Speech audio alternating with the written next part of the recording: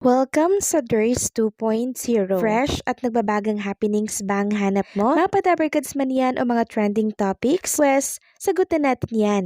Kaya naman isubscribe nyo na ang ating channel para sa mga nagbabagang balita everyday. Welcome back again sa ating YouTube channel mga kadabarkads. And for today's video, ang pag-uusapan natin ay tungkol sa mga importanteng kaganapan sa loob at sa labas ng Eat Bulaga.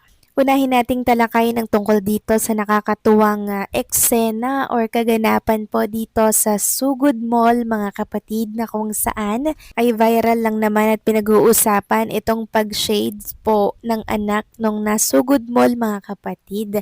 Kaya naman maging ang mga Itbulaga host dito po sa Sugod Mall, nag-shade na din po sila.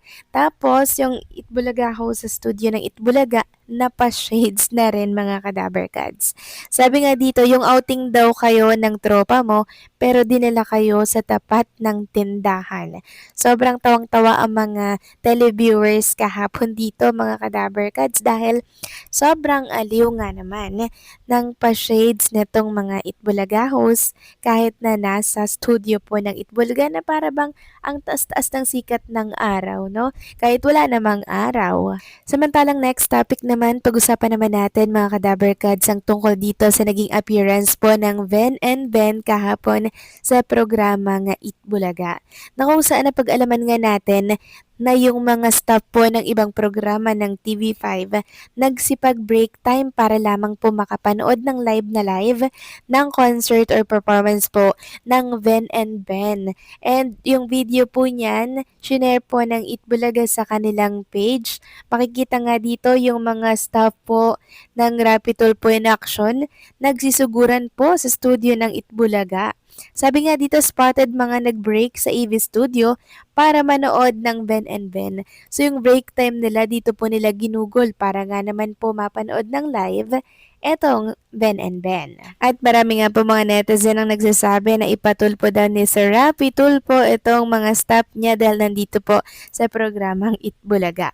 Samantalang next topic naman, pag-usapan naman natin ang tungkol dito sa panibago na naman pong announcement ni Ma'am Christina Ignacio para po yan kay Jerome Ivardome. So by June 20, mga kadabarkads, ay meron pong panibagong concert si Jerome. Suportahan po natin ito. Sabi nga dito, King of the Day, A Father's Legacy and Music, June 20, 2026, Paddy's Point, San Pedro, Laguna. Celebrate the rhythm of generations as we honor fathers through music that never fades.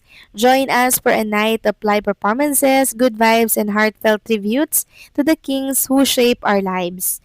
Bring your family, friends, and your best singing voice. It's going to be an unforgettable evening.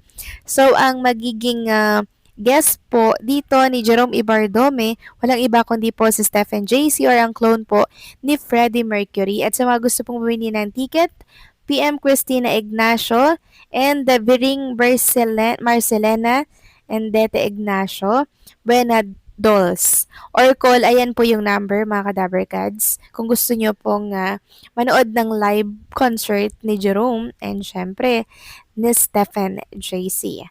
Samantalang pag-usapan naman natin ang kaganapan po dito kay Boss Joey De Leon.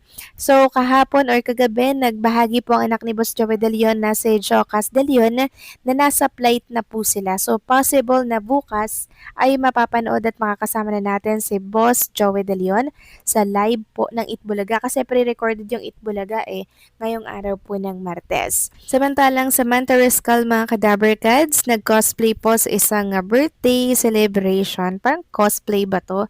Or imbitado lang talaga siya.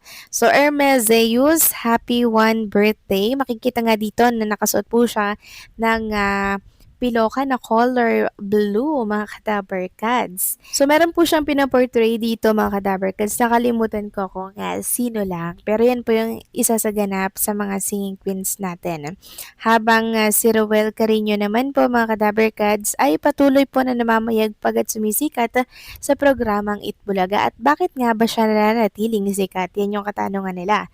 So, sabi dito, nanatiling relevant at pinag-uusapan si Rowel Carino sa Itbulaga dahil sa kombinasyon ng talent, likability at gradual growth na nakikita ng audience sa kanya. Sa isang industriya kung saan mabilis magbago ang atensyon ng publiko, hindi madaling manatiling napapansin. Pero sa kaso ni Ruel, tila may natural siyang kakayahang makabuo ng connection sa viewers. Isa sa pinakamalaking dahilan ay ang kanyang authenticity. Sa harap ng camera, hindi siya mukhang pilit o scripted. May natural siyang aura na very light at madaling panoorin. Hindi niya kailangang gumawa ng sobrang effort para mapansin dahil ang appeal niya ay nangangailangan sa pagiging simple at relatable. Bukod dito, malaki rin ang naitulong ng kanyang singing talent sa kanyang popularity. Nung una pa lang napansin na siya dahil sa kanyang performances. May sariling identity siya bilang performer at ito ang naging unang dahilan kung bakit siya nakilala ng audience. Pero habang tumatagal, hindi lang pala doon natatapos ang kaya niyang ibigay. Unti-unti rin kasing nakita ng viewers ang potential niya outside singing sa mga pagkakataong nabibigyan siya ng exposure sa hosting at ibang segments. Mas mapapatunayan niyang kaya niyang mag-adjust at matuto sa iba't ibang setup. Para sa maraming fans, exciting panoorin ng ganitong growth dahil nakikita lang hindi lang siya one-dimensional talent. Yes, mga Kadaver Gods, correct. Talagang pasok po itong si Roel Carino dito po sa entertainment. Bagay na bagay po siya sa programang Itbulaga kasi hindi lang po pagkanta ang kaya niyang gawin.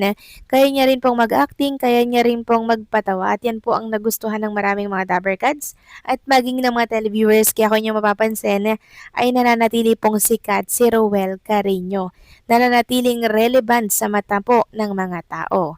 Samantalang next topic, pag-usapan naman natin ang tungkol naman dito sa talaga namang problema po ng mga programa ngayon. Walang iba kundi po ang pagbaba or pagbagsak po ng TV ratings ng mga programa. Kasama na po syempre ang Itbulaga dyan dahil sa malawakan pong brownout na nangyayari ngayon. Ayon nga dito, nagbabaan ang mga ratings ng ating mga paboritong palabas sa free TV dahil sa mga scheduled brownouts. Nagdulot ang mga brownouts ng perhisyo hindi lamang sa TV ratings, maging sa buong bansa sa kabila ng init ng panahon, mas malaking pinsala nito sa mga business at magdudulot ng malaking pagbagsak ng ekonomiya. Magmula ng rotational brownout sa buong bansa nitong nakaraang linggo, pumalo sa single digit ang mga TV ratings sa prime time at bahagya din namang may konting pagdaos-dos pagdating sa pre-primetime program ng bansa. Sa kabila ng pagbaba ng ratings sa TV, nanatili namang matatag at nakakuha ng mataas na ratings ang Kapuso primetime show gaya ng 24 Oras, Master Cutter at Never Say Die. Ganoon din ang kapatid primetime program gaya ng Frontline Pilipinas, A Secret and Frog at My Best Friend Eman. Tila nagiging new normal na ang mga brownouts na hindi katanggap-tanggap dahil tayo pa rin ang may mataas na singil sa kuryente, hindi lamang sa Asia kundi sa buong mundo. So, apektado rin po ang Itbulaga program, mga Kadaver Gods. Kaya, ayun po, kung inyo mapapansin, pag lumabas yung mga ratings, medyo mababa talaga. Epekto po yan ng rotational brownout dito po sa ating bansa. So, yun po ang malaking problema ngayon ng mga programa at ng mga network. So, paano mga Kadaver Gods, hanggang dito na lamang pong update natin at maraming salamat sa inyong patuloy po na pagsuporta.